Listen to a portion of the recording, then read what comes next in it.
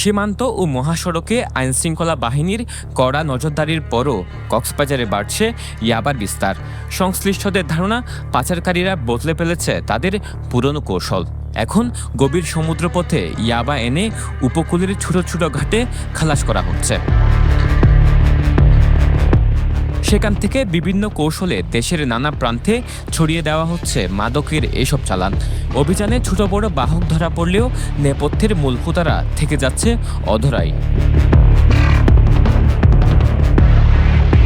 কক্সবাজারের চৌফুলদণ্ডি, নুনিয়াছড়া, নাজিরার টেক সহ উপকূলের কয়েকটি ঘাটকে ব্যবহার করা হচ্ছে নতুন ট্রানজিট পয়েন্ট হিসেবে।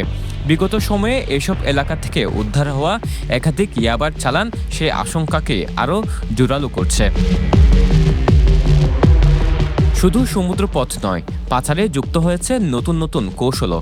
সাম্প্রতিক সময়ে কক্সবাজার জেলা সদর হাসপাতালে ইয়াবাসহ এক স্বামী স্ত্রী আটক হওয়ার পর কয়েকদিনের ব্যবধানে একই হাসপাতালে মা ছেলের পেট থেকে বের করা হয় ইয়াবার পোটলা।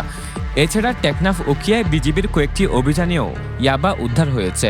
এতে স্পষ্ট, পাচারকারীরা চিকিৎসা ব্যবস্থাকেও নিরাপদ রুট হিসেবে ব্যবহার করার চেষ্টা করছে। ইয়াবার উৎস, গন্তব্য এবং এই বিশাল নেটওয়ার্কের নিয়ন্ত্রকদের পরিচয় অনেক ক্ষেত্রেই অজানা থেকে যায়। তাই শুধু চালান উদ্ধার নয়, গোটা সিন্ডিকেট ভেঙে মূল হোতাদের আইনের আওতায় আনার দাবি জানাচ্ছেন কক্সবাজারবাসী।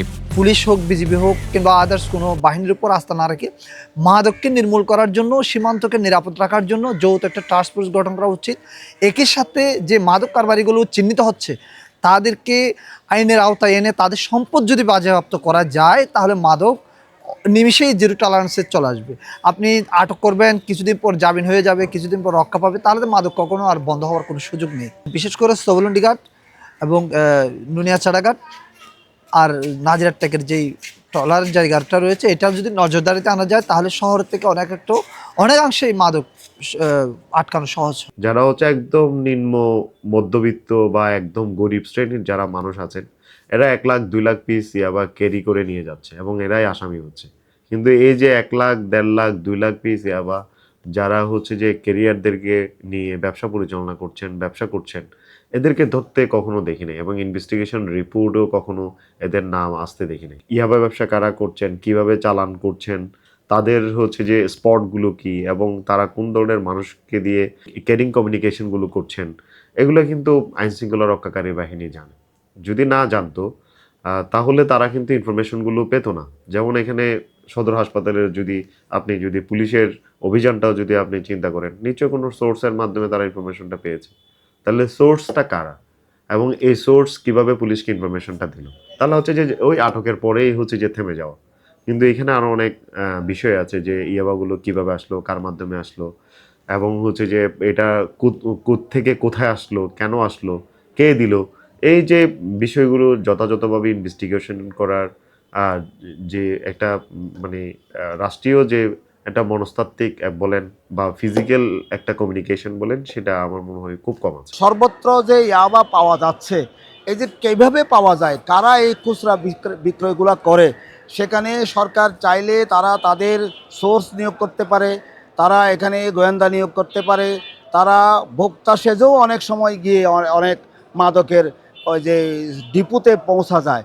প্রয়োজনে ওখানে তাদের মধ্যে বিশেষ প্রশিক্ষিত মানুষগুলাকে নিয়োগ করে ওই একদম ঠিক জায়গা পর্যন্ত পৌঁছে যাওয়া, বিশেষ উদ্যোগ গ্রহণ করাটা খুব বেশি জরুরি বলে আমি মনে করি।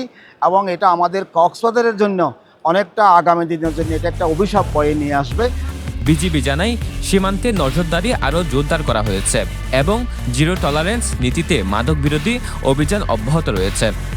যে বিজিবি সবসময় মাদকের বিরুদ্ধে জিরো টলারেন্স নীতি ঘোষণা করে। বিজিবি যেভাবে আমরা পূর্বের তুলনায় এখন অনেক সচেতন, আপনারা নিজেরাও জানেন যে আগের থেকে এখন আমরা মাদকের বিরুদ্ধে যে পরিমাণে ব্যবস্থা নিয়েছি, গত বছরের থেকে এই বছর প্রায় দ্বিগুণ পরিমাণ মাদক আমরা ধরতে সক্ষম হয়েছি।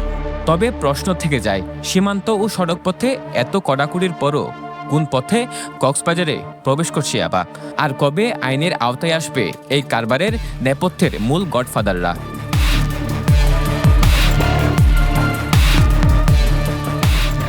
সরওয়ার সাকিব, পেনুয়া নিউজ।